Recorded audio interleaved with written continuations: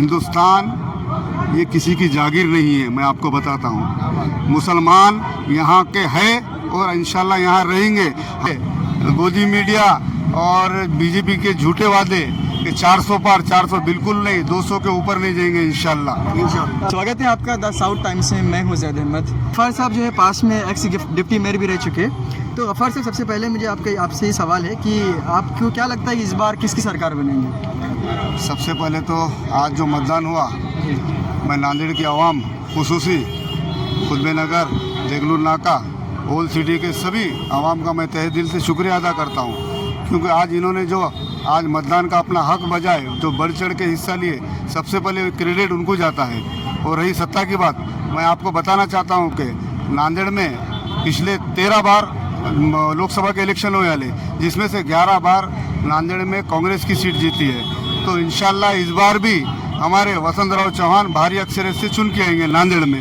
और आपको मैं बताना चाहता हूँ, केंद्र में इंडिया अलायंस की गवर्नमेंट बनेगी। जैसा कि ये गोदी मीडिया और बीजेपी के झूठे वादे कि 400 पार 400 बिल्कुल नहीं, 200 के ऊपर नहीं जाएंगे इंशाल्लाह। सर, जैसा कि बीजेपी के जो एमपी ने कहा कि इस बार हम 400 पार आएंगे तो हम संविधान को बदल देंगे, तो आपको क्या लगता है कि क्या कर सकते हैं? हकीकत है, उनके एक खासदार ने जो स्टेटमेंट दिया, आपको पता है कि भाई हम अगर 400 आते हैं तो संविधान में बिल्कुल मॉडिफिकेशन करेंगे, चेंज करेंगे। उनकी ज़बानी है, बरोबर है ना? इसलिए तो लोगों को आज जो हमने बताया, लोगों को हमने 400 बार के बाद क्या होने वाला है, ये लोगों के सामने हकीकत रखी।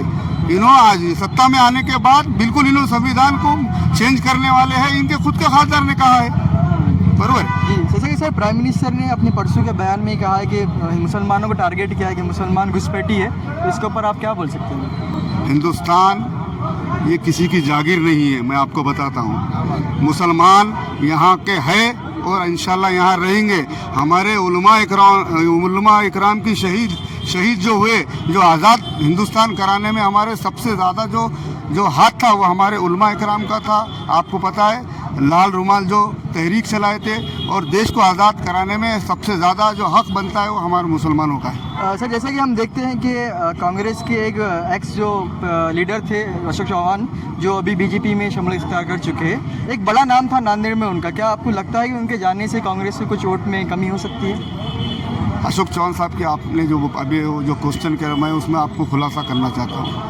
पिछले 43 साल से उन्होंने कांग्रेस में, उनके पिताजी, उनके वालिद साहब, और उन्होंने बोले तो 70 साल से उन्होंने कांग्रेस के साथ यहाँ पर काम किए, महाराष्ट्र में, मराठवाड़ा में। मगर जो उन्होंने परसों बीजेपी ज्वाइन करे, ना हमको बता के करे। अगर कुछ मसाइल, कुछ उनका मसला रहता तो उन्होंने हमारे सामने रखना था, हम आवाम को बताते थे। मगर उन्होंने हमको पूछ कर नहीं गए, तो हमारा उनका कोई मतलब अब लेना देना मतलब नहीं है। हम कांग्रेसी है, जो विचारधारा कांग्रेस की है हम वो विचारधारा के साथ रहे, हम बिल्कुल उनके साथ नहीं। कितनी लीड में आपके जो लीडर है वो कितनी लीड में इस बार आ सकते हैं? मैंने आपको पहले ही बताया, नांदेड़ में इंशाल्लाह ताला वसंत चौहान भारी अक्षर से चुन के आने वाले हो, और वो 101% वो दिल्ली में पार्लियामेंट में नांदेड़ का नेतृत्व करेंगे। सर, मेरा लास्ट क्वेश्चन आपसे ये है कि अगर आपकी सरकार बन जाती है तो आप देश के विकास के लिए क्या क्या कर सकते हैं?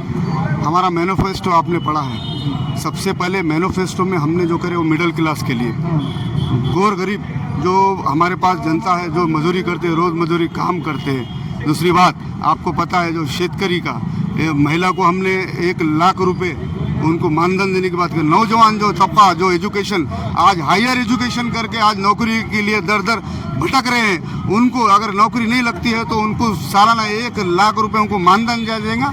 और ये जो गवर्नमेंट ने जो नौकरियां रोक के रखी, 30 लाख नौकरियां, पहले हमारे राहुल जी गांधी ने जो कहा कि 30 लाख नौकरियां हम भर के लेंगे, इंशाल्लाह वो पहले हम भर के लेंगे, ये हमारा एजेंडा है। ये थे मेरे साथ अब्दुल गफ्फार साहब। तो इन्होंने कांग्रेस की जब सरकार बन जाएंगी तो उसमें क्या बेनिफिट्स आवाम के लिए होगा, तो ये हमारे सामने बताया है।